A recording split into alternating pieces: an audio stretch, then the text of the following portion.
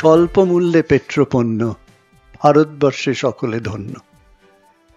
Petrol, diesel এবং LPG সিলিন্ডারের দাম সাশ্রয়ী মূল্যে সীমাবদ্ধ করা হবে। দেখছেন অবস্থা, ওই জন্য বলছি প্রধানমন্ত্রী হবে। গরুর গাড়ি রেড লাইট আর স্যান্ডো গেঞ্জির যেদিন বুক পকেট লাগবে সেদিনকে প্রধানমন্ত্রী হবে। রাজ্যের বিরোধী দলনেতা শুভেন্দু অধিকারী কখনো বলেছেন গরুর গাড়ির হেডলাইট, কখনো তিনি বলেছেন স্যান্ডো গেঞ্জির বুক পকেট। কোনটাকে বলেছেন? আমাদের রাজ্যের মুখ্যমন্ত্রী মমতা বন্দ্যোপাধ্যায়ের প্রধানমন্ত্রী হওয়ার স্বপ্নটাকে। মমতা বন্দ্যোপাধ্যায় প্রধানমন্ত্রী হওয়ার স্বপ্ন দেখছেন, স্বাভাবিক ব্যাপার, স্বপ্ন তো সবাই দেখে, স্বপ্ন দেখাই উচিত।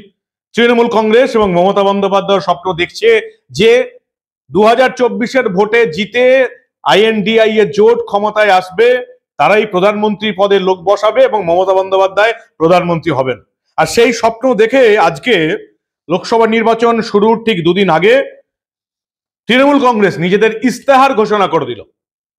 ইস্তেহার অবশ্য এটাকে তারা সরকারিভাবে বলছে না, তারা বলছে দিদির শপথ।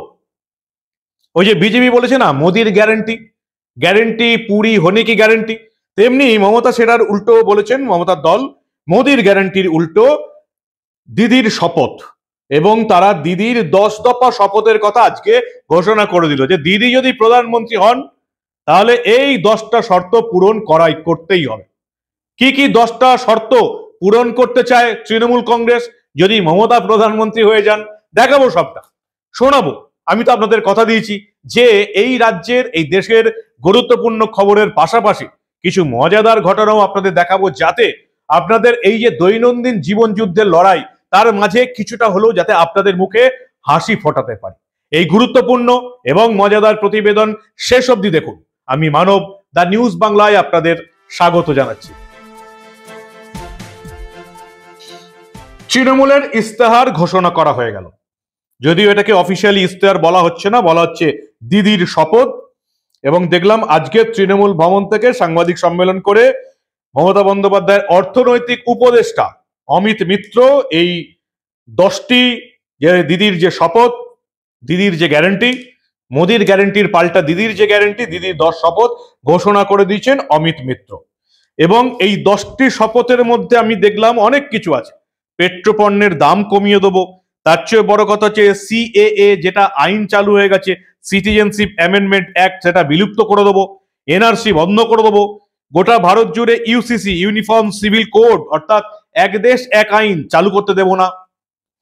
আরো কত কি বলতে, নাকি শুনে নিন আপনারা, আমার মুখ থেকে শুনে তো এটা কোনো লাভ নেই, তাই আজকে আমি আর বিশদে কিছু বলছি না, আপনারা সরাসরি শুনে নিন। প্রাথমিক পর্যায়ে 1 থেকে 6 নম্বর আগে শুনুন অমিত মিত্র দিদি প্রধানমন্ত্রী হলে কি করবেন ঘোষণা করছেন। প্রথম, দিদির শপথ, বর্ধিত আয়, শ্রমিকের সহায়। সমস্ত জব কার্ড হোল্ডারদের 100 দিনের গ্যারেন্টি যুক্ত কাজ প্রদান করা হবে এবং সমস্ত শ্রমিকরা দেশ জুড়ে দৈনিক 400 টাকা বর্ধিত ন্যূনতম মজুরি পাবেন। দিদির শপথের নাম্বার 1। এবারে দিদির শপথ 2, দেশ জুড়ে বাড়ি হবে সবারই। দেশের সকল দরিদ্র পরিবারের জন্য আবাসন নিশ্চিত করা হবে, প্রত্যেককে নিরাপদ ও পাকা বাড়ি প্রদান করা হবে। দিদির শপথ 3, জ্বালানির জ্বালা কমবে, দেশের জ্বালা ঘুচবে। প্রত্যেক বিপিএল পরিবারকে বছরে বিনামূল্যে 10টি সিলিন্ডার দেওয়া হবে। বিনামূল্যে 10টি সিলিন্ডার দেওয়া হবে, যাতে তারা পরিশ্রুত রান্নার জ্বালানি পেতে পারে। এর মাধ্যমে পরিষেবা, এনভায়রনমেন্ট বান্ধব রন্ধন প্রক্রিয়া ব্যবহারের অভ্যাস বাড়ানো হবে। ভুলে যাবেন না এর মধ্যে পরিবেশ বান্ধব, যে সম্বন্ধে পরে আমরা আলোচনা করতে পারি, রয়েছে। এবারে দিদির শপথ, 4র্থ নম্বর। অনেক হয়েছে শাসন, এবার দুয়ারে রেশন। প্রতি মাসে প্রত্যেক রেশন কার্ড হোল্ডারকে 5 কেজি বিনামূল্যে রেশন, চাল, গম, শস্য প্রদান করা হবে। রেশন প্রত্যেক সুবিধাভোগীর দোরগোড়ায় বিনামূল্যে পৌঁছে দেওয়া হবে, টু দ্য ডোর স্টেপ। দোরগোড়ায় বিনামূল্যে পৌঁছে দেওয়া হবে। দিদির শপথ, 5ম, আমাদের অঙ্গীকার নিরাপত্তা বাড়বে সবার। আমাদের অঙ্গীকার নিরাপত্তা বাড়বে সবার।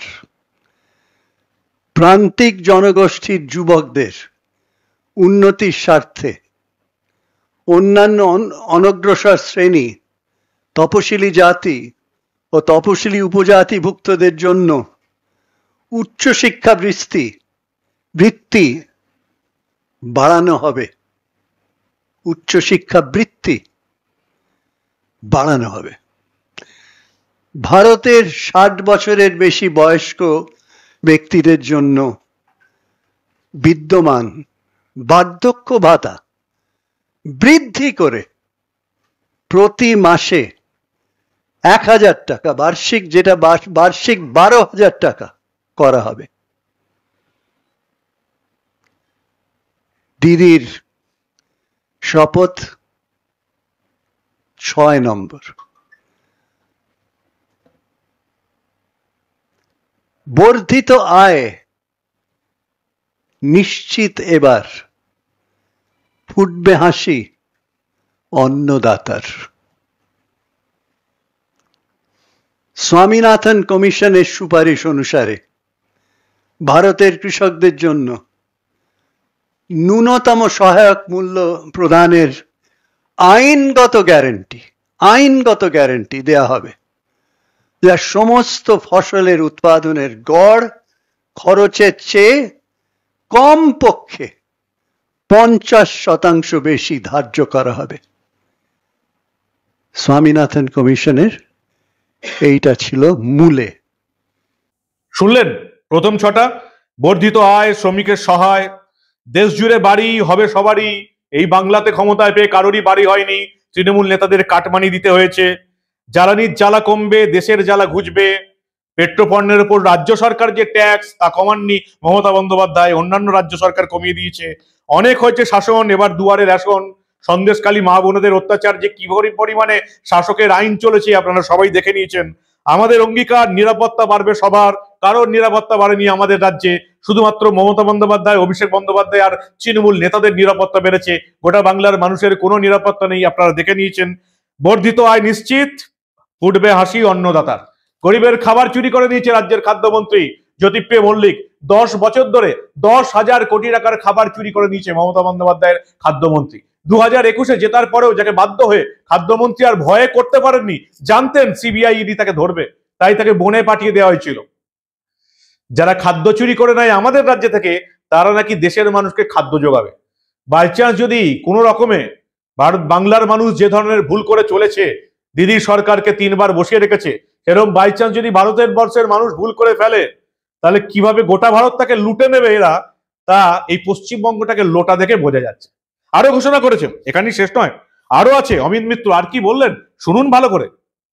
এবারে 7, দিদির শপথ, 7 নম্বর। স্বল্প মূল্যে পেট্রোপণ্য ভারতবর্ষে সকলে ধন্য। স্বল্প মূল্যে পেট্রোপণ্য ভারতবর্ষে সকলে ধন্য। পেট্রোল, ডিজেল এবং এলপিজি সিলিন্ডারের দাম সাশ্রয়ী মূল্যে সীমাবদ্ধ করা হবে। দামের ওঠানামার পরিচালনা করার জন্য, প্রাইস ফ্লাকচুয়েশন ওঠানামা করার জন্য price stabilisation fund, price stabilisation fund তৈরি করা হবে। দিদির শপথ 8 নম্বর, নিশ্চিন্ত ভবিষ্যৎ অর্জন, যুবশক্তির গর্জন। নিশ্চিত ভবিষ্যৎ অর্জন, যুবশক্তির গর্জন।